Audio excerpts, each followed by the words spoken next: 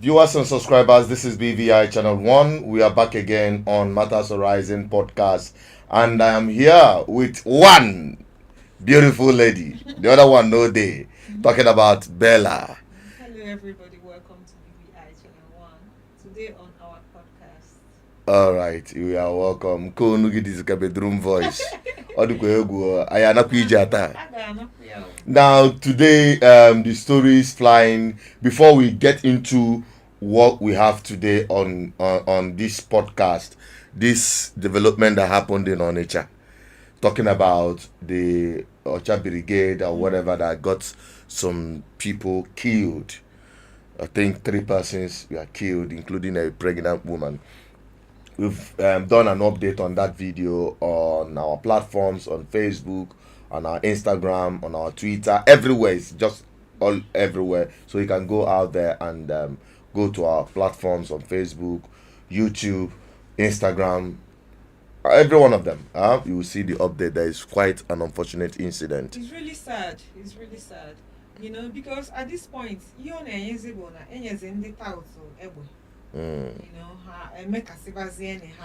I think they go with security vigilantes in the operation. I think one of those people that released the gunshot that got people down. Okay, now that is it. We are going to still deliberate on that subsequently, but let us get into the nitty-gritty. Now, this Guba election in Anambra State has entered gutters. Now, it began with Soludo, where he started with his Madam Man Onu Abasid, Onu Ajoka. So now today, the one that is trending is that of Ekwunife.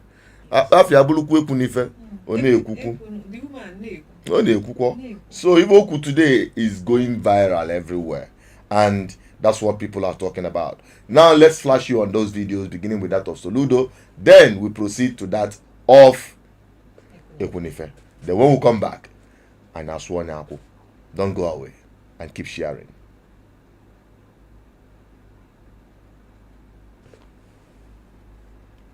Alume.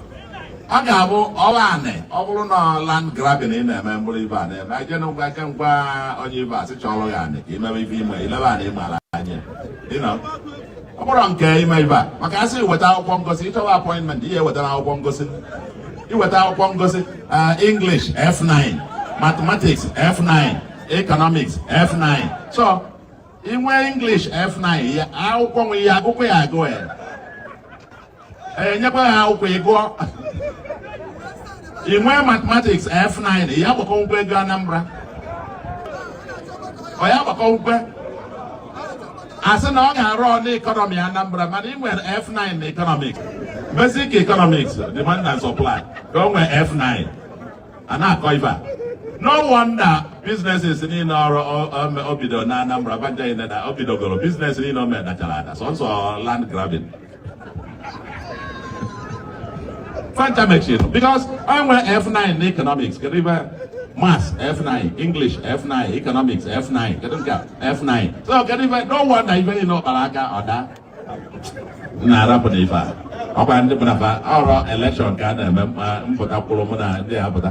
Anambra civil service, only had qualified to be recruited as a driver. You were F9, up in J school, better school is home out because even now weekend. Governor. Nah, and I will never pay you a video himself. Can you buy a column? My guy, because anyway, I'll look at democracy. Democracy on your Golu ticket party. You just Golu ticket party, Anambra, governor. One on your governor, you could see the governor.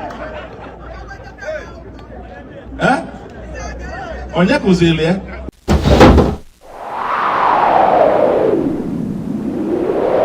The illiterate professor, Senator Chinda Anambra State, Biko Rakumaka,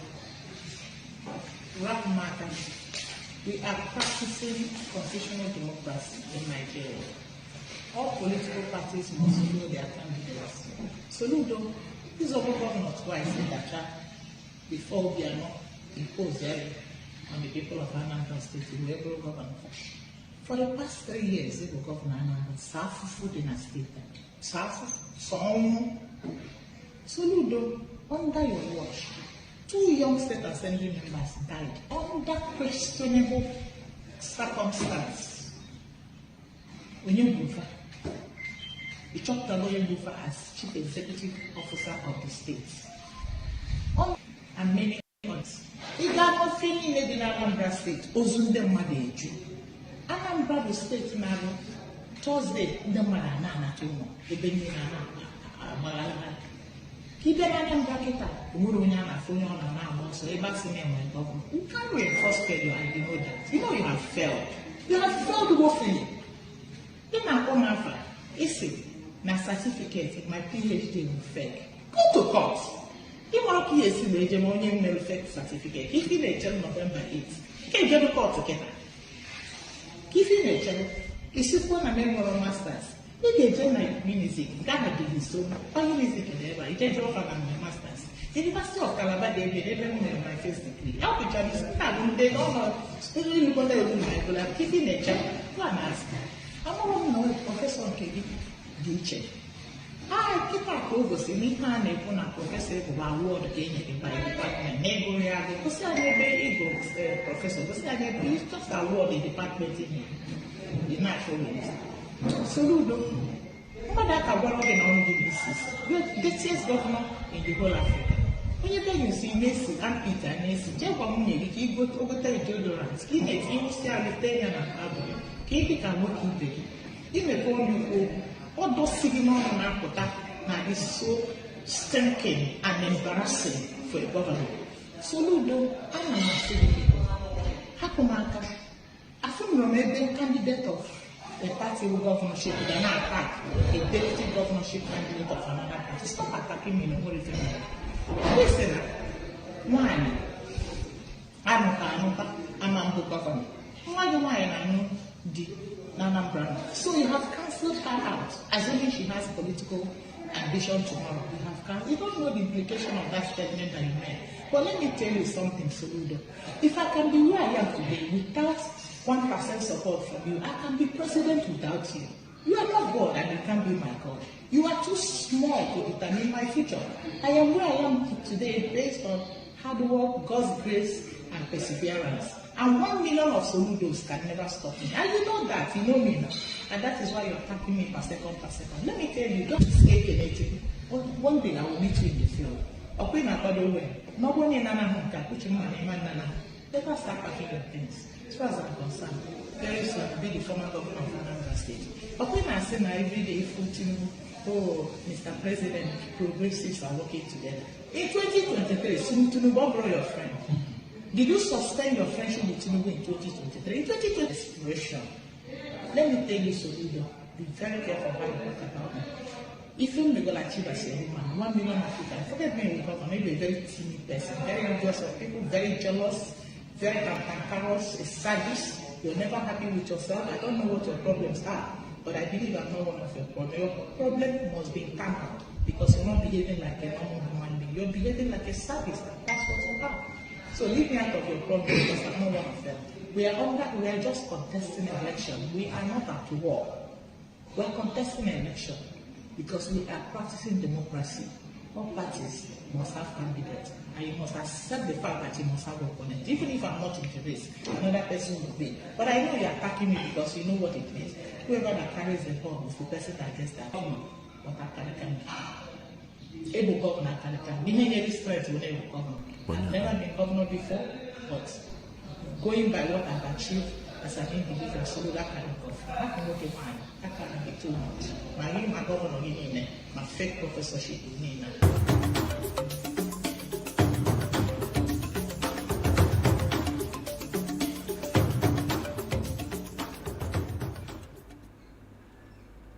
Yeah, you're welcome back again. This is still BVI Channel 1 and we are on Matters Horizon podcast with Bella. You've had it. Now even card is like a market square.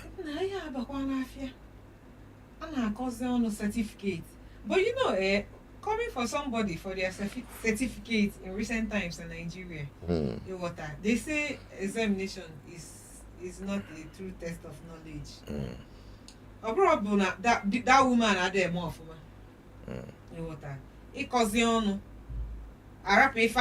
The truth is that Anambra State need ihe anako.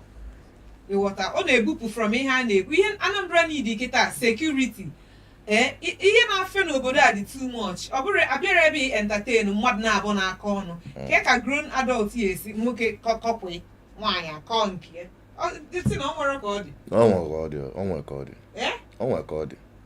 nwere ka ọ dị gị n'anya na mmadụ nọkata ọ hapụ ihe a na-ekwu bụ ihe Anambra need kita. Okay, look at today as it dey happen. Na main market agwakilu mmadụ egbe. Nwaanyị dị ime according to ihe ndị mmadụ na-ekwu. Nwaanyị dị ime. You can imagine a pregnant woman went to buy something in the market. Agbanyeli egbe. And akobi ọbụla akụkọ ka ndị ebunye egbe. A na-akụ yeli. Just like the woman mentioned, 2 sitting these people died. Akọfa na akụkọ. Ọkwa nke ya gba tata. Ịghọta. Gba mmadụ ete egbe today. Arapụ nke a na-akụgodo about ndị na-akọ ọnụ. When I come to think of it, this issue of living issues, dealing with matters that pressing needs, imago nako about onye ezi a na-esi isi na onye mkpa abịa na-esi isi. Ya nwaanyị ọ ya ka ọkwara na ayo. Ya so na onye nọ mmadụ nso na n'isi ezie. So how close ka ọ bịago to Soludo o ji wee mara na ime aya enyobekwa ya bụ okwu enyo gbọ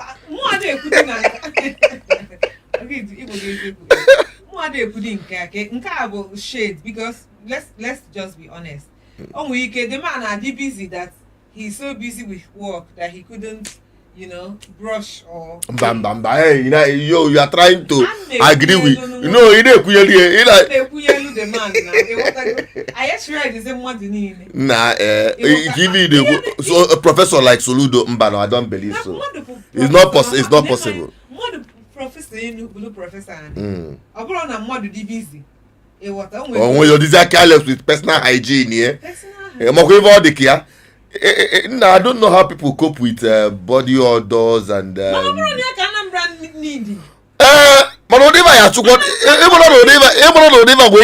foreign investors.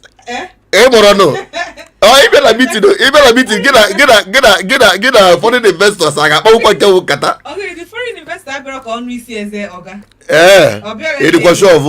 foreign investor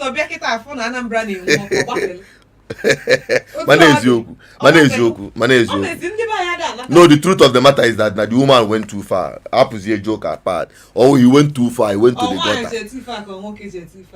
Soludo Jekwa.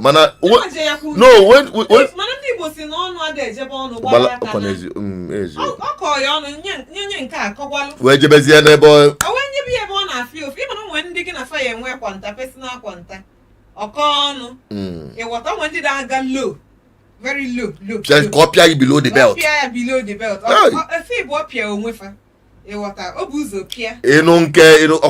Soludo na gwa APC candidate. APC.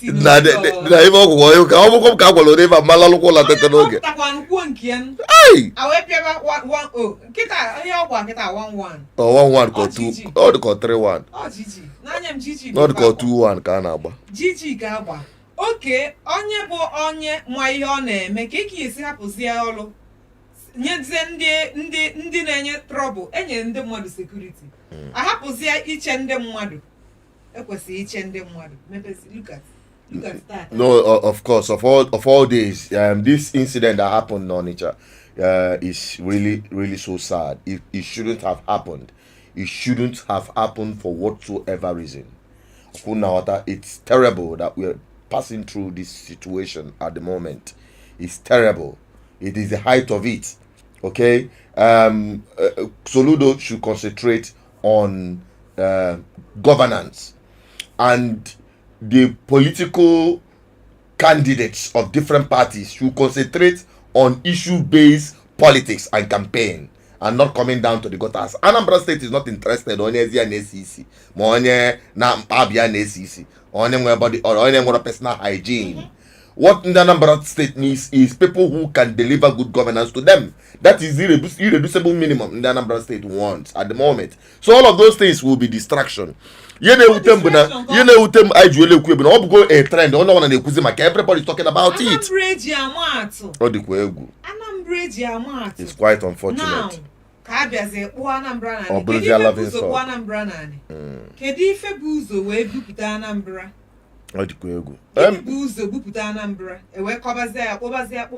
time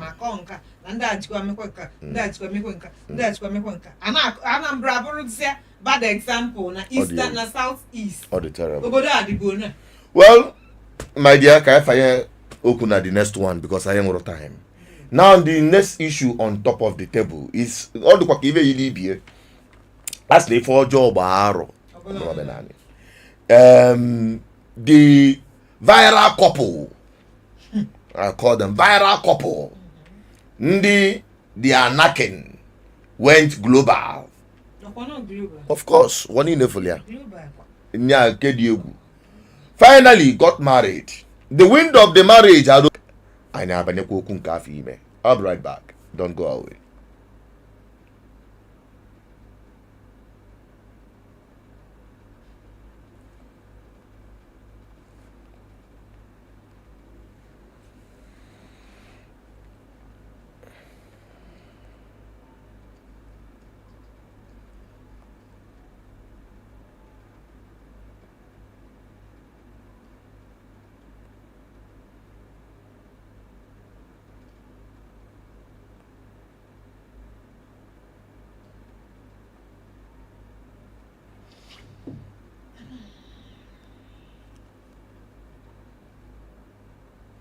Welcome back again. We are still on it, and you've seen the video of the traditional marriage of the man Ichie and his lover. Lolly.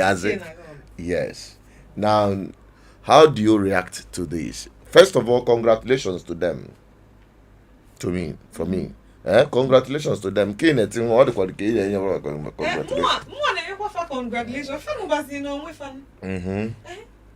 But does that address the viral video? Fact decided the backlash too much. Because many things. You know, people have their comments, comments coming from the negative part of it, comments coming from the positive part of it. But I just try machine them more on genuine with that's just the truth. Because you cannot tell me that ndị aketa otu onwuka si rapu nwunye o nwaanyị rapu die febo gbakọta by azụ. Okay, excuse me, to get it very well. The story after the man was married. Yes. The woman was married. Separate. Now after the Uncle Polly had gone global, now the man left his wife or the wife left the man. What's the situation? The situation, according to Ian, now why the man now so the truth is that however partners they left will be broken. Okay, the relationship is already broken. Okay. Also ndị ha hapụ ndị ọgọ oje nụọ nwaanyị sometimes these people na-eme ihe a na-eme. They don't think about people eje ebe ha. They spill over. Ịpụta ịnọkwala onwe ya ofu onye abịakwute ya isi ka ọnụbazi anọkata obido mebe na ha ma nke nwaanyị negodi nwunye mmadụ nọkata pụta nnọọ mee video. Like amụrụmma, just like you said, alụgba afọ ọbụla omenala ọbụlụzie ka as if nwa bụ a norm in these recent times. Now just mezie wedding, so kita family wedding fe jege n'igwe na. No, to be honest with you, ọbọkwa apụchakwa na onye na drag this woman and the man. They've not done what is not unheard of. They've not done what every other person, people are there, man. You understand? It's just that na kevaliki. You want to go and the guy viral or where the two and the way they handled the whole situation by marrying themselves. But it doesn't remove the stigma, the shame they already brought upon their children, because the woman before. That's not we chapter even in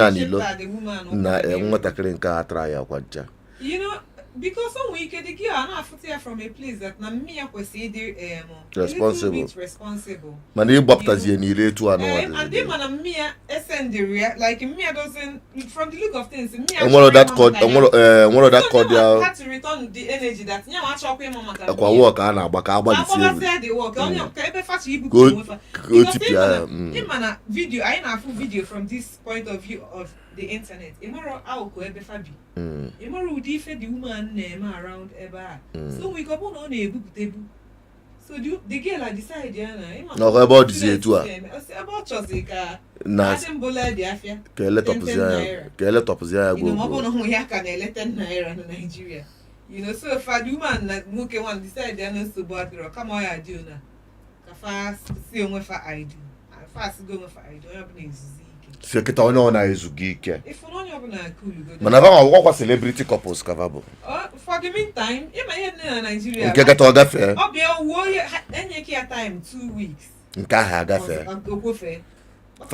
Faje hame onze. Fa iva ga na ese kita ya adeze mma. Oh my god. Mba onwezi ive na-edozi ezozi n'ezo. Imana e fast ni fa na-ezu n'ori. Na atọwa ọ na-atọwa ntị.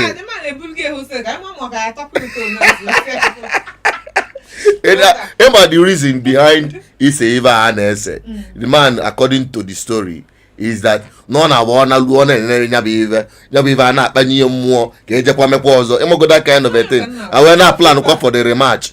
Mana kita no mana ke ebutezi match no. Local league. Because of steady league, go and agbazi home. League. That man on main road or the man kin cook or the woman.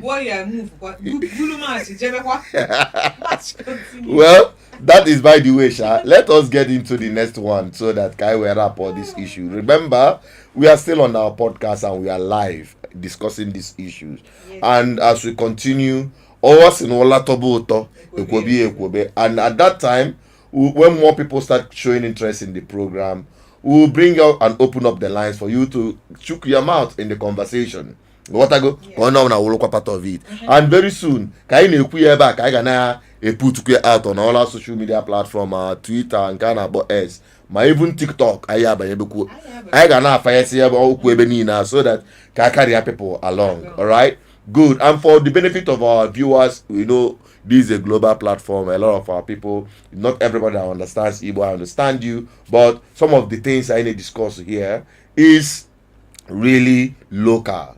All right. So all locally based, mostly can discuss on our podcast. That's why we normally use Igbo, and it is also good. People get used to our Igbo language because we are proud of it. I am Antukwan Igbo now.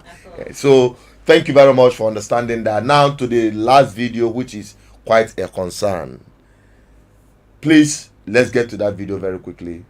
The man that was being brought from Ghana, I supposed, that is mentally challenged.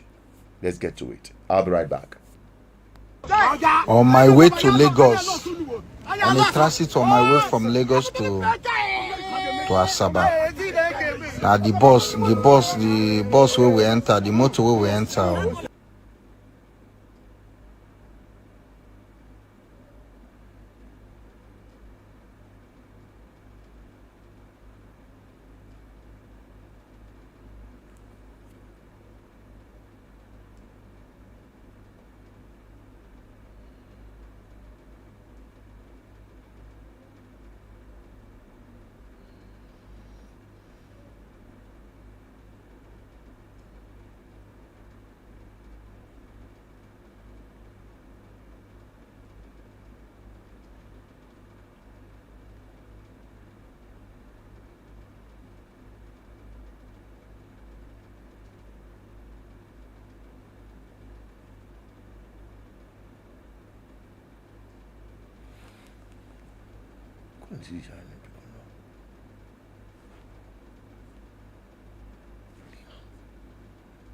You're welcome back again. We are still on it, and you've seen the situation of things.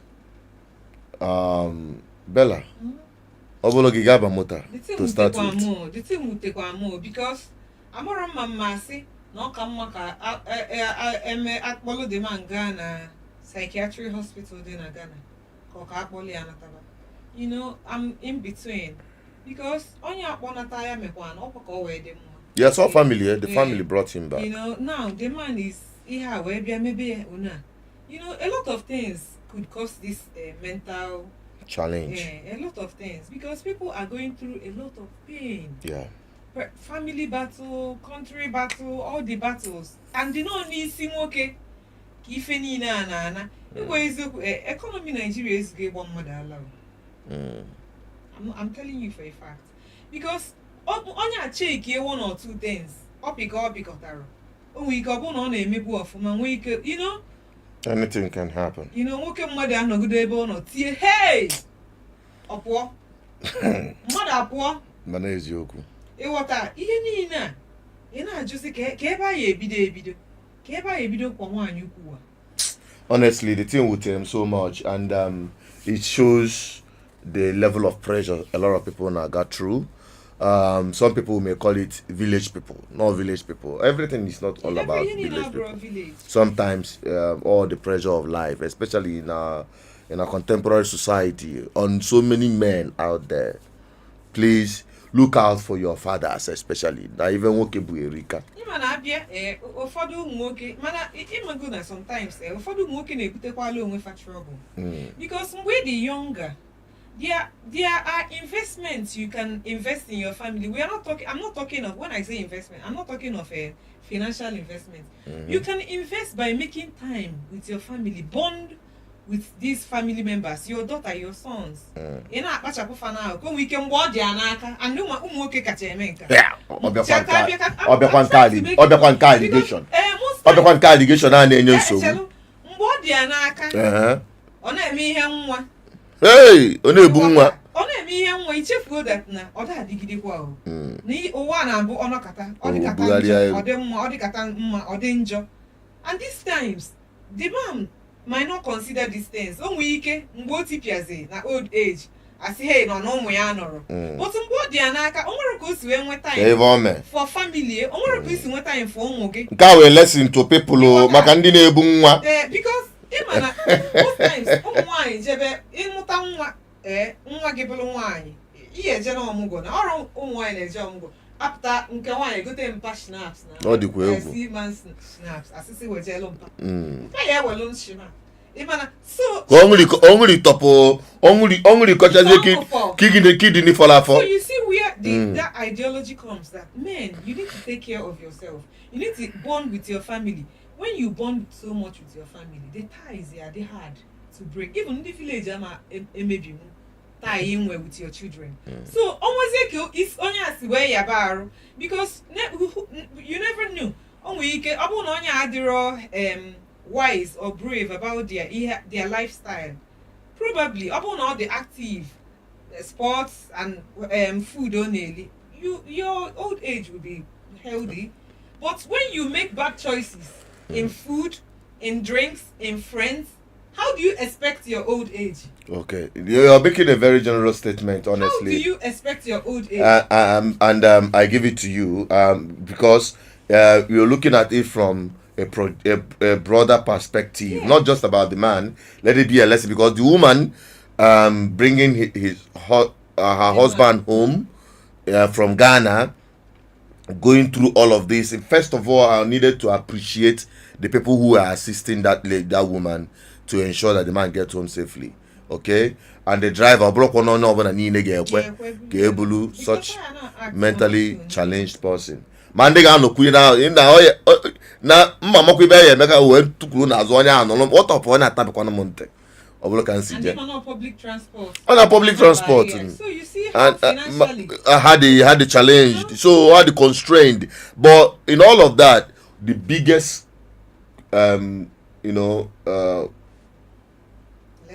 no, apart from lesson, I would say the biggest encouragement and you know, support You can get. is just for the wife, because that woman is strong. That woman, you know, it takes a lot. Almost so many women that may not stand that situation. What I Do go? you know that most times when you come to families where somebody and it takes a toll on the person Oh, yeah, herself. you know, because most times see na the woman then do Can you imagine? it happens. So that's where you kind of squint of what is happening. That's why people should make better choices. Because you can't rely only on your wife. Your wife, as you're getting older, she's getting older. No. Sure. Apart from that one, Godu, at least for the woman in inner support today in this manner shows that now the man, to a large extent, based on what you are saying about men that are they responsible, the music if it's but for the fact that the woman is coming up, so many women, even after going through so many things with the man and all that, maybe the man are the child faithful, maybe the man are keep provide, anything can happen. But the bottom line there is to learn from this whole video. Why we are bringing it forward is, one, men, take care of yourself. Women, be supportive to your family. Children, when it is bad, even children, okay? And because you understand, so that can work, because when the man breaks down, the entire family breaks down. Like what I tell some people about Nigeria is that we come here to do sports, but because these younger people that plays with us, please be careful the way you tackle us, so that you don't injure us. The problem is not injuring me or any particular person, because on your phone you go business you but the entire family you understand what I mean? So that's just basically it. That's why it's important, men, take care of yourself and also take care of your family.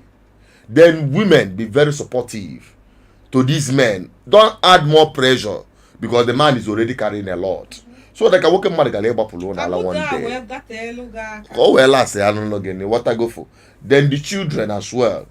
Okay, look out for your parents, because the way you treat your parents is the way your own children will treat you, and that is just my own take on this very series. I don't know if you have your own take before we wrap it up. All right.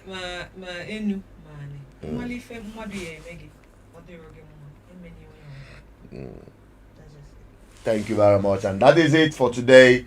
Thank you for watching. This is still Matters Horizon on BVI Channel 1, and we're on this live podcast to discuss issues that matters to us. If this video and this live update resonates with you, stick on it. Every time, every day, we're always here to bring you updates and conversation that adds value. Okay, that is what we do here. Here now, subscribe if you've not. Click on the bell for more notification. You can follow us on all our social media platforms and stay connected to the voice of the people. We always say it the way it is, undiluted truth. Bella, thank you for coming. Thank you for having as always. me. You're welcome. And the man at this tent, Yes. I know because most times you might start seeing her all alone, and also having more people coming to tell their own stories. That is what we do here. So my people, let us sign out from here. Goodbye and stay blessed. Bye-bye. Bye.